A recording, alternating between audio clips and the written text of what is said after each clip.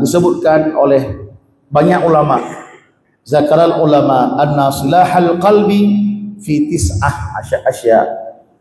Pertama, untuk hati kita ini baik, hati kita ini lembut, pertama qiraatul Quran bin tadabbur. Baca Quran dengan tadabbur. Baca pelan-pelan, kalau bisa kita menghayati maknanya.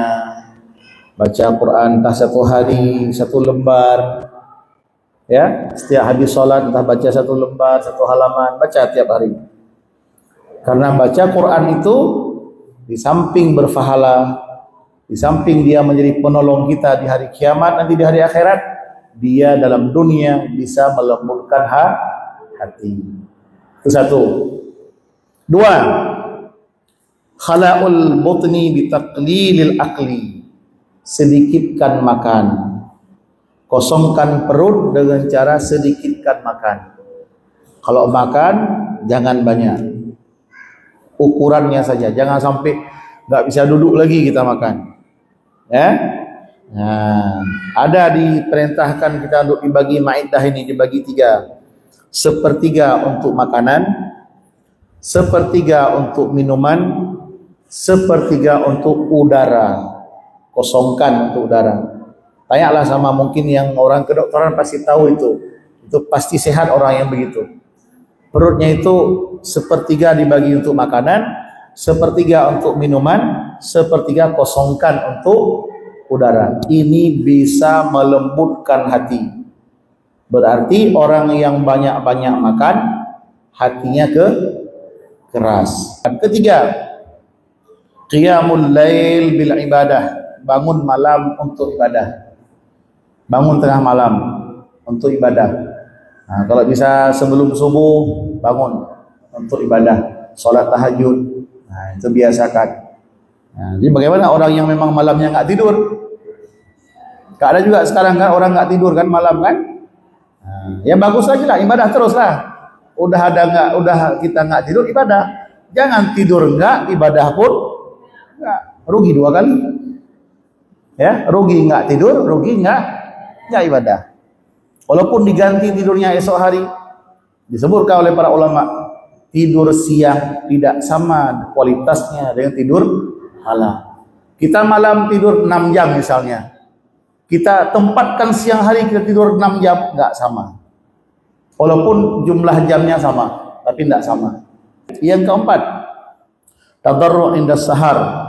Nah, tadarru' kita khusyuk merendahkan diri di hadapan Allah di ketika sahur. Di ketika sahur sebelum subuh kita duduk di atas sajadah, kita bermunajat kepada Allah, kita akui dosa-dosa kita semua, ya. Nah, itu langkah untuk melembutkan hati. Yang kelima, mujalasatus salihin. Duduk dengan orang-orang soleh. Nah, kalau perempuan dengan orang-orang solehah, cari orang-orang yang solehah. Bapak-bapak cari orang-orang soleh, bergaul dengan mereka. Kenapa? Bergaul dengan orang soleh itu melembutkan hati. Dengan kita lihat sikapnya, perilakunya, ucapannya, semua nasihat, kita akan baik. Jangan bergaul dengan orang-orang yang salah, tapi bergaulah sama orang yang soleh. Yang keenam, as-sumtu amma la ya'ni. Diam. Jangan ngomong yang tidak penting. Jangan cakap yang tidak penting. Ya, yang tidak perlu nggak usah ngomong. Jadi ngomong memang harus kita keluarkan. Itu memang fitrah kita. Kita memang diciptakan jadi orang yang harus ngomong. Yang paling penting ngomong yang penting. Jangan habiskan kuota untuk yang tidak penting. Untuk ngomong ada kuotanya. Jangan habiskan paket itu untuk yang tidak penting. Pilih mana yang penting, ke situ gunakan. Nah, kemarin saya dengar nasihat seorang ulama Indonesia, kata beliau gini. Kata Prof. Buya Hamka, kalau nggak salah ya Buya Hamka. Oh, bukan Buya Hamka, Prof. Puri Syihab. Jangan kamu ngomong sesuatu yang tidak kamu ketahui. Ya, apa katanya? Jangan kamu ngomong sesuatu yang kamu tidak ketahui. Dan tidak semua yang kamu ketahui harus kamu ngomong. Ya, kalau ngomong harus yang kita tahu. Jangan ngomong yang nggak tahu. Dan kalau sudah tahu, tidak semua harus kita ngomong. Paham? Fi kulli maqam maqal. Tiap-tiap tempat itu ada ucapannya. Sama orang susah, jangan kita ceritakan mobil mewah.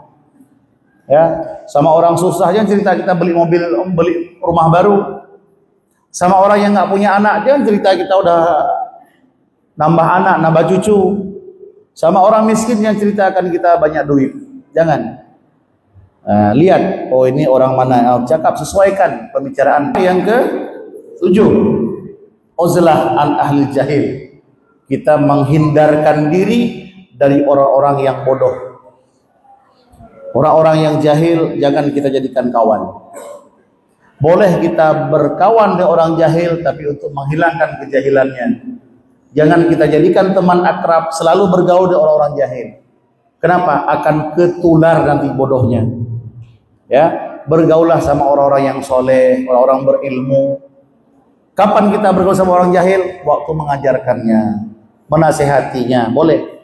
Maka kalau selama ini kawan kita ada yang bodoh, ada yang pintar, nggak apa-apa. Tapi sering-seringlah sama orang yang pintar, yang soleh. Yang ke-8, tarkul khawdi finnas, ya, tinggal mencampuri urusan orang lain, ya, cari tahu aib orang, ya, lihat apa kekurangan orang itu nggak usah. Lihat kekurangan diri sendiri aja udah cukup. Ya, kita banyak kurang, kita banyak dosa. Itu aja kita lihat. Sehari-hari kita ibadahnya belum meningkat. Itu aja kita lihat. Kita perbaiki. Ngapain kita urus orang? Jangan kita lihat aib orang. Lihatlah aib diri sendiri. Yang ke-9. Yang ke-9, cara untuk memperbaiki hati adalah aklul halal wa huwa ra'suha. Makan yang halal, dan makan yang halal ini adalah yang paling utama daripada 9 macam tadi. Dari 9 macam tadi, cara yang paling utama untuk memperbaiki hati, makan yang halal. Jangan yang haram, jangan yang, saya ulangi, makan yang halal, jangan yang haram, jangan yang subhan, yang remang-remang. Pastikan yang 100% halal. Kalau ragu-ragu tinggalkan.